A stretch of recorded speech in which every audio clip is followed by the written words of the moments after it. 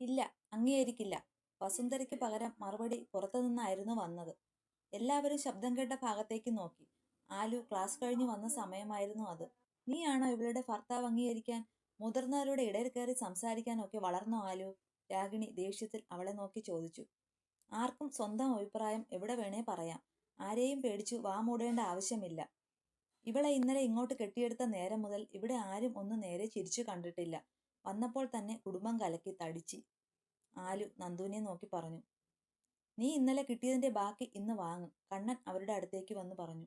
ഇവളെ പറയുമ്പോഴൊക്കെ കണ്ണേട്ടനാണല്ലോ കൊള്ളുന്നത്. ഇവളെന്താ നിങ്ങളുടെ ആരെങ്കിലുമാണോ? ആലു അവന് നേരെ തിരിഞ്ഞു. ആലു, വസു ഉറക്കെ വിളിച്ചു. അമ്മ ചുമ്മാ ഇരിക്ക്. ഇന്നലെ കണ്ട ഇവൾക്ക് വേണ്ടി ഇത്രയ്ക്ക് ഇവിടെ ആരും തിളയ്ക്കണ്ട. നിങ്ങളുടെ പെങ്ങളോ അമ്മയോ ഒന്നുമല്ലല്ലോ ഇവൾ.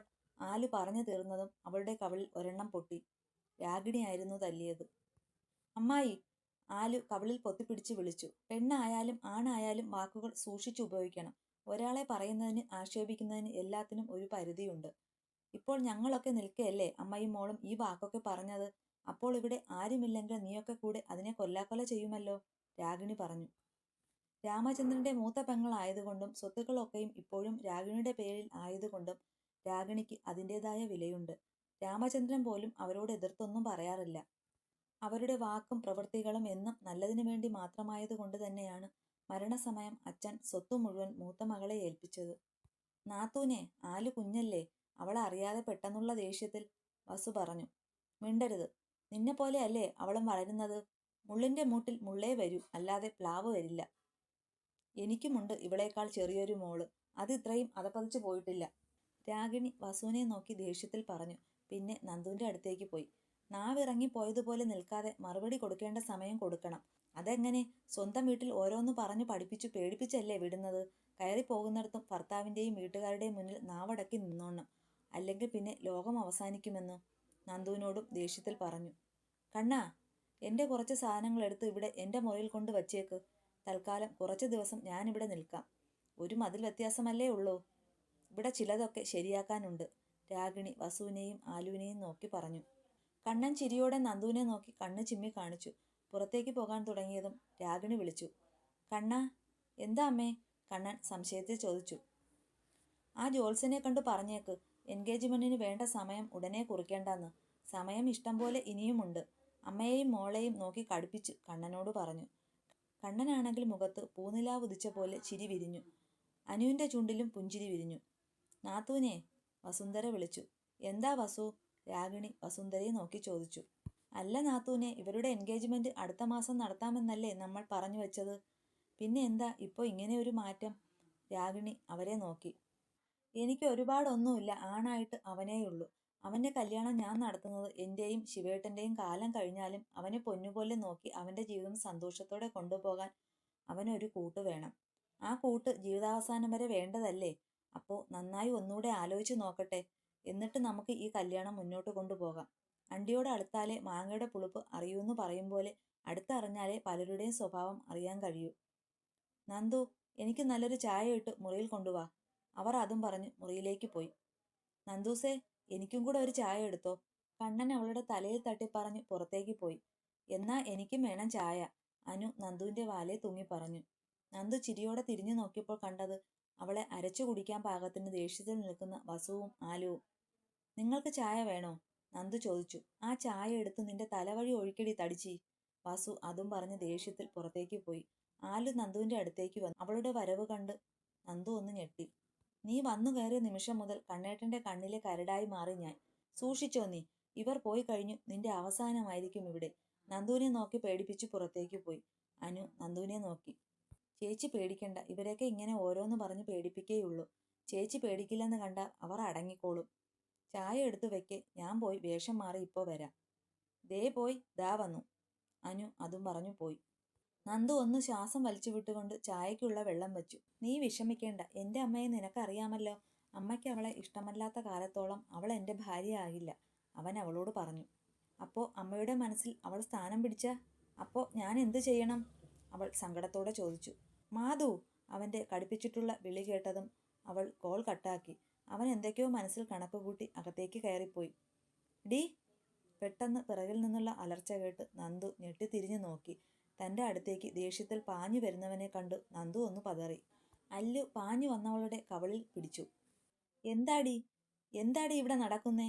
നീ ഒരുത്തി കാരണം എൻ്റെ അനിയത്തിയുടെ ജീവിതമാണ് ഇപ്പോൾ അങ്ങോട്ടോ ഇങ്ങോട്ടോ ഇല്ലാതെ നിൽക്കുന്നത്. നന്ദുവിൻ്റെ കവളൊക്കെ ചുവന്നു കയറി, കണ്ണും നിറഞ്ഞു. പെട്ടെന്ന് നന്ദു അവൻ്റെ കൈയെടുത്തു മാറ്റി. സ്വന്തം അനിയത്തിയുടെ കാര്യം വന്നപ്പോൾ ഏട്ടൻ്റെ നെഞ്ചു പിടഞ്ഞു അല്ലേ? ഞാനും ഒരു പെണ്ണല്ലേ, അപ്പോൾ എൻ്റെ അവസ്ഥ ഒന്ന് ചിന്തിച്ചൂടെ?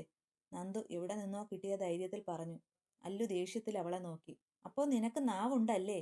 അറിയാമടി, നീ ഈ കാണുന്ന ഒന്നുമല്ലെന്ന്. അല്ല, നീ എന്താ പറഞ്ഞത്? നിന്റെ അവസ്ഥയോ?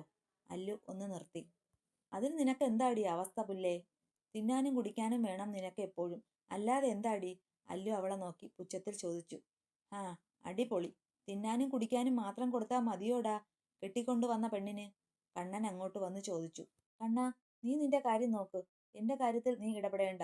ഇത് ഭാര്യയും ഭർത്താവും തമ്മിലുള്ള വിഷയമാണ്, അല്ലു ദേഷ്യത്തിൽ പറഞ്ഞു. അത് കലക്കി മോനെ, നീ ഇപ്പോഴെങ്കിലും ഇവളെ നീ ഭാര്യയെന്ന് അംഗീകരിച്ചല്ലോ, രാഗിണി അങ്ങോട്ട് വന്നു പറഞ്ഞു. അതുകൂടെ കേട്ടതും അല്ലു ചാടിത്തുള്ളി കയറിപ്പോയി. രാഗിണി പിന്നെ നന്ദുവിനോടൊന്നും മിണ്ടാതെ ചായ വാങ്ങി പുറത്തേക്ക് പോയി. വേണി, വേണി! അടുക്കളയിൽ നിന്നുള്ള സുഹാസിനിയുടെ വിളി കേട്ട് ഫോണിൽ നോക്കിയിരുന്ന വേണി മുഷിച്ചിലോടെ എണീറ്റ് അടുക്കളയിലേക്ക് പോയി. എന്താ അമ്മേ, എന്തിനാ ഇങ്ങനെ കിടന്ന് കാറി പൊളിക്കുന്നത്? വേണി ദേഷ്യത്തിൽ വന്നു ചോദിച്ചു. സുഹാസിനി മോളെ തറപ്പിച്ചൊന്ന് നോക്കി. നിന്നെ എന്താടി അവിടെ അടയിരുത്തിയേക്കുവാണോ? എത്ര നേരം കൊണ്ട് വിളിക്കുക? അവരുടെ ദേഷ്യം കണ്ടപ്പോൾ വേണി ഒന്ന് പതറി. അമ്മ എന്തിനാ ഇപ്പൊ എന്നെ വിളിച്ചത്? അത് പറ, വേണി വല്ലാത്തൊരവസ്ഥയിൽ ചോദിച്ചു. ദാ ഈ കിടക്കുന്ന പാത്രങ്ങൾ കഴുകി വെക്ക്, എന്നിട്ട് ഈ ചമ്മന്തിക്കുള്ള തേങ്ങ തിരുമ്മി വയ്ക്ക്, ഞാൻ ആ തൊഴുത്തിലേക്കൊന്ന് പോട്ടെ, അവളെ നോക്കി പറഞ്ഞു. അമ്മയ്ക്ക് എന്താ വയ്യേ? എന്നെ കണ്ടങ്ങും വയ്യ ഇതൊന്നും ചെയ്യാൻ. എൻ്റെ കയ്യിലെ ഭംഗി പോവും, നഖമൊക്കെ ഒടിയും, വേണി നിഷേധത്തോടെ പറഞ്ഞു. ഞാൻ നിന്നോട് ചെയ്യാനാണ് പറഞ്ഞത്, അല്ലാതെ ചെയ്യുവോ എന്ന് ചോദിച്ചതല്ല. ഞാൻ പറഞ്ഞ ജോലികൾ ചെയ്തില്ലെങ്കിൽ രാത്രി വയറ്റിലോട്ടൊന്നും പോകത്തുമില്ല, നഖത്തിനു പകരം കൈ ഒടിയുകയും ചെയ്യും. തടിച്ച് അടിക്കുന്നത് നീ കണ്ടിട്ടുണ്ടല്ലോ, പച്ച മടല് കൊണ്ട്. നിനക്ക് തുടുപ്പ് വെച്ചാകും തരുന്നത്. അവളുടെ ഒരു നഖം നക്കി തിന്നാൻ നല്ലിപ്പില്ല, എങ്കിലും അഹങ്കാരത്തിനൊരു കുറവുമില്ല, സുഹാസിനി വല്ലാതെ ദേഷ്യത്തിൽ പറഞ്ഞു പുറത്തേക്ക് പോയി. രാവിലെ മുതൽ അടുക്കളയിലും തൊഴുത്തിലും പുറത്തുമൊക്കെയായി ഓരോ ജോലി ചെയ്തു അവർ ആകെ ക്ഷീണിച്ചു പോയിരുന്നു. അതുകൊണ്ടാണ് വേണിയെ വിളിച്ചത്. അവളുടെ നിഷേധം കൂടെ കണ്ടപ്പോൾ കലി കയറി. ഞാൻ ആ ചാണകം കോരി മാറ്റാം സുഹാസിനി, എല്ലാം കൂടെ നിന്റെ നടു ഒടിയും, മാധവ മാഷ് അവരുടെ അടുത്തേക്ക് വന്നു പറഞ്ഞു. വേണ്ട, ഇനി ഇവിടെ എവിടെയെങ്കിലും തെന്നി വീണ നിങ്ങളെ കൂടെ നോക്കാൻ എനിക്ക് വയ്യ. അല്ലെങ്കിലും തന്നെ കടവും കടത്തിന് മീതെ കടവുമായി നിൽക്കുക. മാധവ മാഷ് പിന്നെ ഒന്നും മിണ്ടാൻ പോയില്ല. ആ തടിച്ച് ഇവിടെ ഉണ്ടായിരുന്നപ്പോൾ ഒന്നും അറിഞ്ഞില്ല, എല്ലാം അവൾ ചെയ്യും. വേണി സ്വയം വെറുപെറുത്തുകൊണ്ട് അമ്മ ഏൽപ്പിച്ച ജോലികൾ ചെയ്തു. രാത്രി എല്ലാവരും കൂടെ കഴിക്കാനിരിപ്പുണ്ട്. നന്ദു എല്ലാവർക്കും ഭക്ഷണം വിളമ്പിക്കഴിഞ്ഞു അടുക്കളയിലേക്ക് പോയി. രാഗിണി അവളെ വിളിക്കാൻ തുടങ്ങിയതും ഭർത്താവ് കണ്ണുകൊണ്ട് തടഞ്ഞു. ഭക്ഷണത്തിന് മുന്നിലിരുന്ന് ഒരു സംസാരം വേണ്ടെന്നായിരുന്നു അതിനർത്ഥം. കണ്ണനും അനുവും ഒക്കെ വൃന്ദാവനത്തിലെത്തി. കഴിച്ചുകൊണ്ടിരുന്ന കണ്ണനും അനുവും പാത്രങ്ങൾ കയ്യിലെടുത്തു പെട്ടെന്ന് എഴുന്നേറ്റു. ബാക്കി എല്ലാവരും അവരെ നോക്കി. എന്താ കണ്ണ, എന്താ എണീറ്റ് നിൽക്കുന്നേ? രാഗിണി ചോദിച്ചു. എല്ലാവരും സന്തോഷത്തോടെ കഴിക്കുന്ന ഭക്ഷണം വിളമ്പിയതും പാചകം ചെയ്യുന്നതും ഇവിടെ തന്നെയുള്ള ഒരു മനുഷ്യജീവി അല്ലേ? അത് എല്ലാവരും ഇവിടെ ഉണ്ടായിട്ടും ആരുമില്ലാത്ത അനാഥയെപ്പോലെ അടുക്കളപ്പുറത്ത് പോകുന്ന കണ്ടു. ഭക്ഷണം തൊണ്ടയിൽ നിന്ന് ഇറങ്ങുന്നില്ല. അത്രയും പറഞ്ഞു ആരെയും നോക്കാതെ അവൻ നന്ദുവിൻ്റെ അടുത്തേക്ക് പോയി. പിന്നാലെ തന്നെ അനുവും പോയി. ചേട്ടൻ്റെ പെറ്റയാണ് അനു. അവൻ മനസ്സിൽ കാണുന്നത് എന്താന്ന് ഒരു നോട്ടം കൊണ്ട് പോലും അവൾക്കറിയാം. അതുകൊണ്ട് തന്നെയാണ് അവൻ എഴുന്നേറ്റപ്പോൾ അവൻ്റെ ഒപ്പം അവളും എണീറ്റത്. നന്ദൂസേ! കണ്ണൻ്റെ വിളി കേട്ട് പിന്നാമ്പുറത്തെ വരാന്തയിൽ കഴിച്ചുകൊണ്ടിരുന്ന നന്ദു തിരിഞ്ഞു നോക്കി. ഭക്ഷണവും കയ്യിൽ പിടിച്ചു തന്നെ നോക്കി ചിരിയോടെ വരുന്ന കണ്ണനെയും അനുവിനെയും കണ്ടു നന്ദുവിൻ്റെ കണ്ണു വിടർന്നു. എന്താ രണ്ടുപേരും കൂടെ ഇവിടെ? നന്ദു ചോദിച്ചു. ഞങ്ങൾ നന്ദുവിൻ്റെ കൂടെ ഇരുന്ന് കഴിക്കാൻ വന്നതാ. ഇവിടെ ഒറ്റയ്ക്കിരുന്ന് കഴിക്കുവല്ലേ, അപ്പോൾ കമ്പനി തരാമെന്ന് കരുതി, കണ്ണൻ പറഞ്ഞു. ഞാൻ എന്നും ഒറ്റയ്ക്കാ കണ്ണേട്ടാ. വീട്ടിൽ എൻ്റെ സ്ഥാനം അടുക്കളപ്പുറത്താണ്. സ്കൂളിലും കോളേജിലും ഒക്കെ ഒറ്റയ്ക്ക് ഏതെങ്കിലും ഒരു സൈഡിലുണ്ടാകും. അതുകൊണ്ട് എനിക്ക് ശീലമാണ്. ഇപ്പോൾ നിങ്ങളുണ്ട്, നാളെ നിങ്ങൾ പോയി കഴിഞ്ഞാൽ വീണ്ടും ഞാൻ ഒറ്റയ്ക്കല്ലേ, നന്ദു വിഷാദം നിറഞ്ഞ ചിരിയോടെ പറഞ്ഞു. ചേച്ചിക്കപ്പോൾ കൂട്ടുകാർ? അനുവിന് അതാണ് പെട്ടെന്ന് ചോദിക്കാൻ തോന്നിയത്. നന്ദു ചിരിച്ചു. ഉണ്ടായിരുന്നു. അല്ല, ഇപ്പോഴുമുണ്ട്. ഒരാൾ എന്നെ ഞാനായി കണ്ടു എന്നെ ചേർത്ത് പിടിച്ചു എനിക്ക് വേണ്ടി പലപ്പോഴും പ്രതികരിച്ച എൻ്റെ മാധു, നന്ദു ചിരിയോടെ പറഞ്ഞു തുടങ്ങി. ഞാൻ 5ൽ പഠിക്കുന്ന സമയത്ത് ഒരിക്കൽ മുറ്റത്ത് കളിച്ചുകൊണ്ട് നിൽക്കുമ്പോൾ ഞാനൊന്ന് വീണു. ആ വീഴ്ചയാണ് എൻ്റെ ജീവിതം നശിപ്പിച്ചത്. നന്ദു ഒന്ന് നിർത്തി. അനുവും കണ്ണനും പരസ്പരം നോക്കി. വീഴുന്നതിന് മുന്നേ വരെ സാധാരണ എല്ലാവരെയും പോലെ ഒരു കൊച്ചു സുന്ദരിയായിരുന്നു അച്ഛൻ്റെയും അമ്മയുടെയും പൊന്നുമോള്. അത് പറയുമ്പോൾ നന്ദുവിൻ്റെ കണ്ണൊന്ന് തിളങ്ങി. അന്ന് ഞാനും മാധവും കളിക്കുന്നതിനിടയിൽ അവളുടെ കാൽ തട്ടിയാണ് ഞാൻ വീണത്. വീഴ്ചയിൽ എൻ്റെ കാലിന് ഒരു ഓപ്പറേഷൻ വേണ്ടി വന്നു. അന്ന് അതിൽ ഏതോ ഡോക്ടർക്ക് പറ്റിയ ഒരബദ്ധം. മെഡിസിൻ മാറി ഇഞ്ചക്ഷൻ എടുത്തു. അലർജിയായി. പിന്നെ എന്നെ 3 ദിവസം ICUവിൽ കിടത്തി. അന്ന് കേസും വഴക്കും ഒക്കെയായി. പിന്നെ അവർ നഷ്ടപരിഹാരമൊക്കെ തന്നു. പിന്നെ എനിക്ക് വേറെ പ്രശ്നമൊന്നുമില്ലാതെ വീട്ടിലേക്ക് വിട്ടു. ഓപ്പറേഷൻ കഴിഞ്ഞ് ഒരു 4 മാസം തികഞ്ഞപ്പോൾ ഞാൻ ആകെ വീർത്തു തുടങ്ങി. പഴയ എൻ്റെ ഒരു ഇരട്ടി കൂടെയായി ഞാൻ വീർത്തു. പോരാത്തതിന് ആ സമയം എനിക്ക് ഭയങ്കര വിശപ്പും. വീട്ടിൽ അച്ഛനും അമ്മയും ഒക്കെ പേടിച്ചു എന്നെ ഹോസ്പിറ്റലിൽ കൊണ്ട് കാണിച്ചപ്പോൾ ഡോക്ടേഴ്സ് പറഞ്ഞു അന്ന് മാറിയെടുത്ത ഇഞ്ചക്ഷൻ്റെ സൈഡ് എഫക്റ്റ് ആണെന്ന്. അതോടെ വീട്ടുകാർ തകർന്നു. കുഞ്ഞായിരുന്ന എനിക്ക് അന്ന് അത്രയ്ക്ക് കാര്യങ്ങൾ മനസ്സിലായില്ല. പിന്നെ പിന്നെ നാട്ടിലും വീട്ടിലും എവിടെയും തടിച്ചി വിളി കേട്ടപ്പോൾ കുഞ്ഞു മനസ്സ് നൊന്തു തുടങ്ങി. ആദ്യമൊക്കെ അമ്മയും അച്ഛനും ചേർത്ത് പിടിച്ചു. പിന്നെ പതിയെ നൊന്തുപെറ്റ എൻ്റെ അമ്മ തന്നെ എന്നെ തടിച്ചി എന്ന് വിളിച്ചു തുടങ്ങി. നന്ദു പറഞ്ഞു നിർത്തിയതും രണ്ടുപേരും ചെറുതായി കണ്ണു നിറച്ചു തുടങ്ങിയിരുന്നു. അപ്പോൾ മാധു? അല്ല, മാധു ചേച്ചി, അനു ചോദിച്ചു. നന്ദു പുഞ്ചിരിച്ചു. അവൾ ആ സംഭവത്തോടെ ആകെ മാറിപ്പോയി. അവൾ കാരണമാണ് എനിക്ക് ഇങ്ങനെയൊക്കെ ഉണ്ടായത് എന്നൊരു ചിന്ത അവളുടെ മനസ്സിലുണ്ട്. പോരാത്തതിന് എൻ്റെ അച്ഛനും അമ്മയും അവളെ ഒരുപാട് വഴക്കു പറഞ്ഞു. കുഞ്ഞിലേ തുടങ്ങി മുതിർന്നപ്പോഴും അവളെ പറയുന്ന വാക്കുകൾ കടുപ്പമായിരുന്നു. അവളും അവളുടെ വീട്ടുകാരും എന്നോട് വന്ന് മാപ്പൊക്കെ പറഞ്ഞു. എനിക്ക് ആരോടും പരാതിയോ പരിഭവമോ ഇല്ലായിരുന്നു. കാരണം അവൾ ഒരിക്കലും വേണമെന്ന് പറഞ്ഞു എന്നെ തള്ളിയിട്ടതല്ല. പോരാത്തതിന് അവളല്ലെങ്കിൽ മറ്റൊരാൾ വഴി എനിക്ക് ഇങ്ങനെ ഒരു അവസ്ഥ ഉണ്ടാകണമെന്ന് തലയിൽ ആദ്യമേ എഴുതി വച്ചിരുന്നു. അത്രയുള്ളൂ. സ്കൂളിലും കോളേജിലുമൊക്കെ എൻ്റെ ഒപ്പം അവൾ ഉണ്ടായിരുന്നു. അല്ല, ആകെ അവളെ എൻ്റെ ഒപ്പം ഉണ്ടായിരുന്നുള്ളൂ, അന്നും ഇന്നും. പക്ഷേ ഇന്ന് നിങ്ങളൊക്കെ ഇല്ലേ എൻ്റെ ഒപ്പം? നന്ദു ചിരിയോടെ തിരുത്തി പറഞ്ഞു. കണ്ണനും അനുവും അവളെ നോക്കി ചിരിച്ചു. നന്ദു പറഞ്ഞത് മറ്റൊരാൾ കൂടെ കേട്ടിരുന്നു. നന്ദു കിടക്കാൻ തുടങ്ങുമ്പോഴാണ് വാതുക്കൽ നിൽക്കുന്ന അല്ലുവിനെ നന്ദു കണ്ടത്. എന്താ, എന്തെങ്കിലും വേണോ? നന്ദു അവൻ്റെ നിൽപ്പ് കണ്ടു ചോദിച്ചു. കുറച്ച് മനസമാധാനം വേണം. അതില്ലെങ്കിൽ കുറച്ച് വിഷം തന്നാലും മതി, അല്ലു ദേഷ്യത്തിൽ പറഞ്ഞു. നന്ദു അവനെ നോക്കിയിട്ട് കിടക്കാനായി ഒരു പായ എടുത്തു വിരിച്ചു. എന്നിട്ടും അവിടെ നിന്ന് പോകാതെ തന്നെ നോക്കി നിൽക്കുന്നത് കണ്ട് നന്ദുവിൻ്റെ മുഖമൊന്ന് ചുരുങ്ങി. നീ ഇന്ന് എൻ്റെ കൂടെ കിടക്കണം, അല്ലു പറഞ്ഞത് കേട്ട് നന്ദു കണ്ണു മിഴിച്ച് അവനെ നോക്കി. അവളുടെ നോട്ടം കണ്ടപ്പോൾ അല്ലുവിന് ദേഷ്യം വരാൻ തുടങ്ങി. നീ ഇങ്ങനെ മിഴിച്ചു നോക്കണ്ട. അമ്മായി പോകുന്നത് വരെ ഒരു അഡ്ജസ്റ്റ്മെൻറ്റ്, അത്രേയുള്ളൂ, അല്ലു പുച്ഛത്തിൽ പറഞ്ഞു. അങ്ങനെ ഒരു അഡ്ജസ്റ്റ്മെൻറ്റിനും ഞാൻ തയ്യാറല്ല. അതും പറഞ്ഞ് നന്ദു കിടക്കാൻ പോയതും അവൻ അവളുടെ കയ്യിൽ കയറി പിടിച്ചു. നന്ദു ആദ്യമൊന്ന് പതറിയെങ്കിലും പിന്നെ അവൻ്റെ കൈയെടുത്തു മാറ്റാൻ നോക്കി. നിന്റെ അത്രയും ബലമൊന്നും എനിക്കില്ല തടിച്ചി.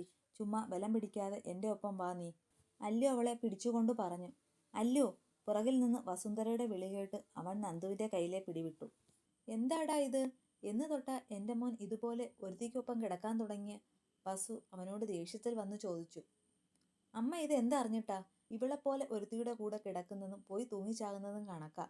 ആലുവിൻ്റെ കല്യാണം കണ്ണനുമായി നടക്കണമെങ്കിൽ ഇവളെ എൻ്റെ ഭാര്യയായി അംഗീകരിച്ചേ പറ്റൂ. അത് ഈ ജന്മം ഉണ്ടാകില്ല.